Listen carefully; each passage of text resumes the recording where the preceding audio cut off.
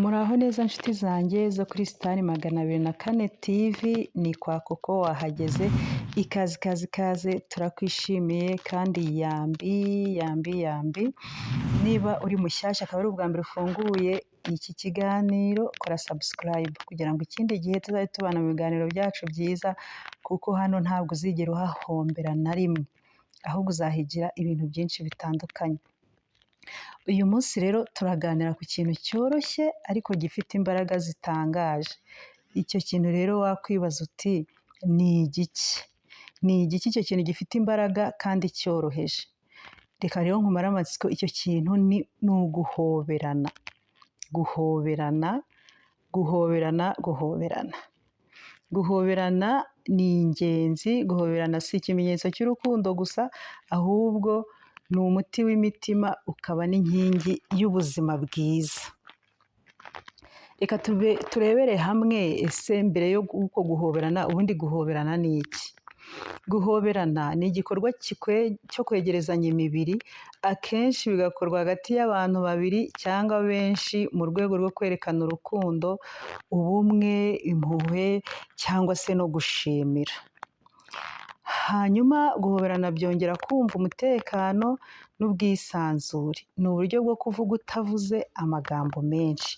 Mbese ni uburyo bwo kugaragaza amarangamutima yawe ariko utavuze amagambo menshi. Niba ugiye gushimira umuntu, niba ushaka kwereka umuntu ko umukunze, niba ushaka, icyo gihe uramuhobera. Hanyuma rero buriya guhoberana bigira ingaruka nziza ku mubiri w'umuntu. Guhoberana burya wari uzi ko bigira ingaruka nziza? Guhoberana bishobora kugabanya umuvuduko w'amaraso. Guhoberana bigabanya stress. Guhoberana byongera ubudahangarwa bw'umubiri. Ni ukuvuga ngo niba ufite umuntu uguhobera, jya umuhobera, wongere umuhobere, kubera ko guhobera bigabanya umuvuduko w'amaraso. Niba kandi ufite icyo kibazo cy'umuvuduko w'amaraso ariko ukaba utakundaga guhoberana, tangira byitoze kuko ni umuti. Hanyuma ku rwego rw'umutima n'intekerezo, guhoberana bigabanya irungu. Guhoberana bituma umuntu yumva akundwa kandi yishimye. Guhoberana kandi bifasha mu guhangana n'agahinda n'ubwoba. Mu by'ukuri igihe wumva ufite agahinda, igihe wumva ufite ubwoba, ugize amahirwe ukabona umuntu uguhobera, akaguhobera ariko bya nyabyo, atari bya bindi byo gukora imbagara, icyo gihe rwose uwo muntu azaba akuhaye umuti udasubirwaho. Reka rero turebere hamwe akamaro ko guhoberana mu mubano. Guhoberana ni ingenzi cyane mu kubaka no gukomeza imibanire myiza. Mu miryango bikomeza urukundo hagati y'ababyeyi n'abana n'abavandimwe. Ese babyeyi, mujya muhobera abana banyu? Guhobera umwana burya bimwongera imbaraga, bimushyiramo icyizere. Mu nshuti bikomeza ubushuti n'ubumwe. Hanyuma mu bakundana bikongera urukundo n'icyizere. Ibi ni ibyiza byo guhoberana. Kumva umuntu aguhobereye ni ibintu byiza cyane, bikomeza ubushuti, bituma wumva ukunzwe. Guhoberana rwose ni byiza cyane, mujye muhoberana. Noneho wakwibaza uti ni ryari dukwiriye guhoberana? Nta gihe kibi cyo guhoberana, cyangwa se nta gihe nyine wahitamo ngo uvuge ngo iki gihe ntabwo ari byiza ko nahoberana, cyangwa se iki gihe nicyo cyagenewe guhoberana. Ahubwo ushobora guhobera umuntu mu gitondo, utangiye umunsi, mukibyuka ukamuhobera, ubonanye n'inshuti cyangwa umuryango, ubonye umuntu ukeneye ihumure, ushaka kwerekana urukundo. Aha ngaha ni ahantu h'ingenzi wahobera umuntu: mu gitondo mukibyuka, cyangwa se igihe uhuye n'inshuti yawe magara ukayihobera, umuntu wo mu muryango wawe, cyangwa se ukabona umuntu afite ubwoba cyangwa ararwaye cyangwa afite ibibazo, icyo gihe uzamuhobere, uzaba umuvuye.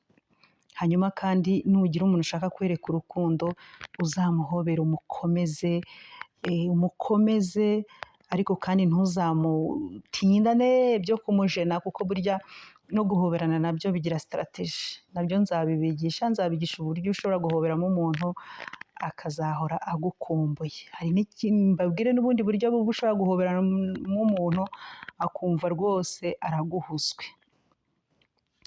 Hanyuma rero bakunzi bacu, ntimuzuyaze guhoberana, ni impano y'ubuntu yuzuye urukundo n'imbaraga zo guhindura ubuzima. Nimuhoberane cyane, muhoberane kenshi kandi muhobere urukundo. Muzisanga mufite ubuzima bwiza kandi munezerewe. Nimuhoberane rwose, mujye muhoberana. Guhoberana ni umuti, guhoberana ni ikimenyetso cy'urukundo kandi tubonye ko guhoberana bikomeza umubano.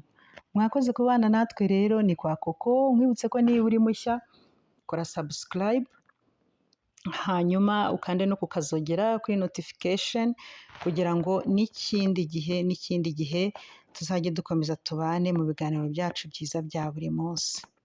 Nkwibutse ko iyi ari Star 204 TV, mudukunde, musharinga ibiganiro byacu, mubisangize bagenzi banyu. Cyane nk'uyu muti, uyu muti mwumvise ko ari umuti mwiza, ari umuti buri muntu wese arawukeneye. Ari umwana arawukeneye, ari umusaza arawukeneye, ari umukecuru arawukeneye, ndetse umuntu uwo ari we wese, ababyeyi barawukeneye, abana cyane abana bakeneye guhoberwa kugira ngo bigaragare ko umugaragarize ko umukunda, cyangwa se niba umuntu ushaka kumusubizamo intege, muhobere. Kandi niba ushaka kumwereka ko umukunda, nabwo umuhobere cyane, kuko guhoberana ni ikimenyetso cyiza cy'urukundo. Kandi nk'uko nabibabwiye, ntabwo ari ugupfa guhoberana gusa nk'uwitura ku wundi, ahubwo muhobere buhoro buhoro, umufate, umukomeze bitewe n'ubutumwa ushaka kumuha. Mwakoze cyane rero, Imana ibahe umugisha kandi mukomeze gusakaza ibiganiro byacu ku bantu benshi, bakore subscribe kandi namwe mujye muduha comment kugira ngo tumenye ibyo tubakoreraho, tubasobanurire ibintu byinshi bitandukanye. Bye.